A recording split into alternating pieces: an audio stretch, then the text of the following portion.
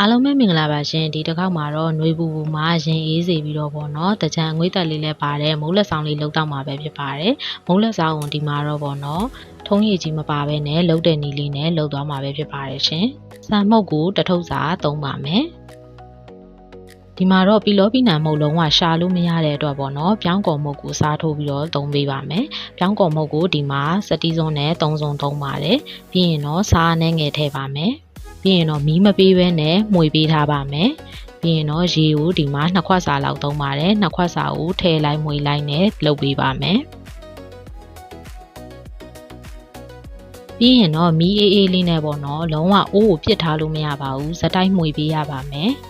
မှွေနဲ့မှာပေါ့နော်မုတ်သားလေးကအခုလိုမျိုးလေးနည်းနည်းခဲစားပြုတ်လာပြီဆိုရင်တော့ပို့ချလို့ရပါပြီ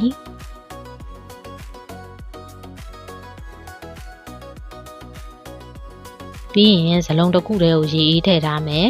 ပြီးရင်ဇွန်းကတော့အပေါက်ပါတယ်ပေါ့နော်စကားပေါက်လိုအပေါက်လေးတွေပါတယ်ဇွန်းကိုသုံးပါမယ်ပြီးရင်စောစောကမုတ်သားကိုထည့်မယ်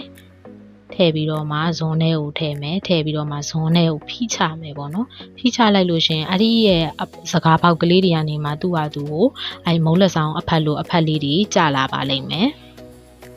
သူ့ကအောက်ကရေခဲရေတို့ဘာလို့သုံးရင်တော့ပိုကောင်းတာပေါ့နော်ရေခဲတုံးတွေဘာတွေနဲ့ဆိုရင်တော့ပိုပြီးတော့အေးအေးလေးစားရတာပေါ့နော်အခုရိုးရိုးရေအေးလည်းရပါတယ်ရိုးရိုးရေအေးဆိုလို့ရှိရင်လည်းသူကအဓိကကတော့မုတ်သားတွေတစ်ခုနဲ့တစ်ခုကတ်မသွားအောင်လို့ပေါ့နော်သုံးတဲ့သဘောပါအခုလိုမျိုးစကားပေါက်ဇွန်းလေးတွေမရှိလို့ရှိရင်လည်းပေါ့နော်ဘာနဲ့လုပ်လို့ရလဲဆိုတော့ကိတ်မုတ်တွေဘာတွေလုပ်တဲ့အခါမှာသုံးတယ်လေခရင်လေးတွေပုံဖော်တဲ့အခါမှာသုံးတဲ့အိတ်ကလေးရှိရပေါ့နော်အဲ့အိတ်ကလေးရဲ့ထိတ်ကလေးကိုဖြတ်ပြီးတော့မှပဲထိတ်ကိုလည်းနည်းနည်းလေးပဲဖြတ်ပြီးတော့ပေါ့နော်အဲ့ရနေပြီးတော့အိတ်ကလေးကိုညှစ်ချပြီးတော့မှကတ်ကြီးလေးနဲ့ဖြတ်ပြီးတော့မှမုံလုပ်လို့ရပါတယ်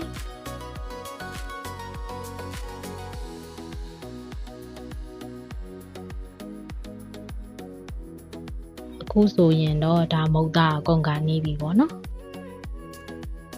ဇွန်းကိုပြောင်းလိုက်တယ်ပေါ့နော်ဇွန်းကိုဘာလို့လဲဆိုတော့စောရောင်းမကြတော့တန်းတိုင်းဆိုတော့တိတ်အဆင်မပြေဘူးပေါ့နော်အခုဇွန်းလေးကြတော့စတီးဇွန်းကြတော့ခက်ကွေးကွေးလေးဆိုတော့အားရနေမှာဖိချရတာပိုအဆင်ပြေပါတယ်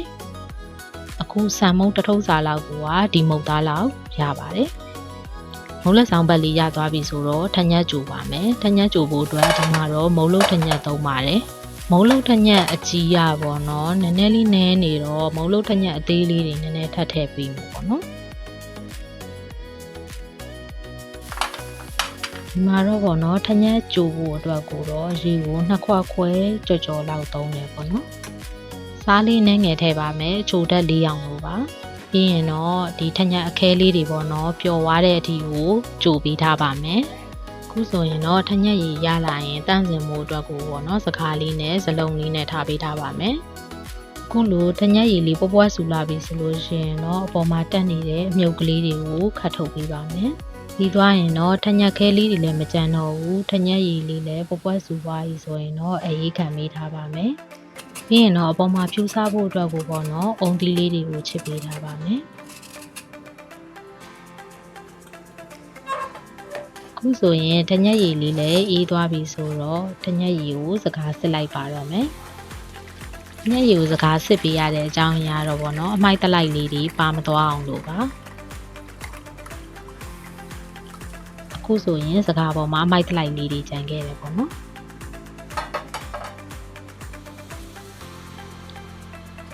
အခုဆိုရင်တော့မုံလက်ဆောင်လုပ်ဖို့အတွက်ကိုပါဝင်ပစ္စည်းလေးတွေလည်းအားလုံးရပြီဆိုတော့မုံလက်ဆောင်ကစပြီးတော့မှသုံးဆောင်လို့ရပါပြီမုံလက်ဆောင်ဘက်လေးကိုသူ့ရဲ့ဇွန်းလေးနဲ့စစ်ပြီးတော့ရေးစစ်ပြီးထည့်မယ်ပေါ့နော်ပြီးသွားရင်တော့ထညက်ရည်လေးထည့်ပါမယ်ပြီးရင်တော့အုံသီးလေးတွေကိုလိုသလောက်အုံသီးဘက်လေးတွေကိုထည့်ပြီးတော့မှသုံးဆောင်လို့ရပါပြီဒါကတော့ပြတဲ့ခွက်ပေါ့နော်ဒီမှာတော့တကယ်သုံးဆောင်မဲ့ခွက်ပါကိုတကယ်စားမဲ့ခွက်ကတော့ဒါမျိုးနဲ့စားမှာပဲပြည်မှာပေါ့နော်အဲ့တော့ကြည့်ရှုပေးရတဲ့အတွက်လည်းကျေးဇူးအများကြီးတင်ပါတယ်ရှင်အားပါစားလိုက်ပါဦးမယ်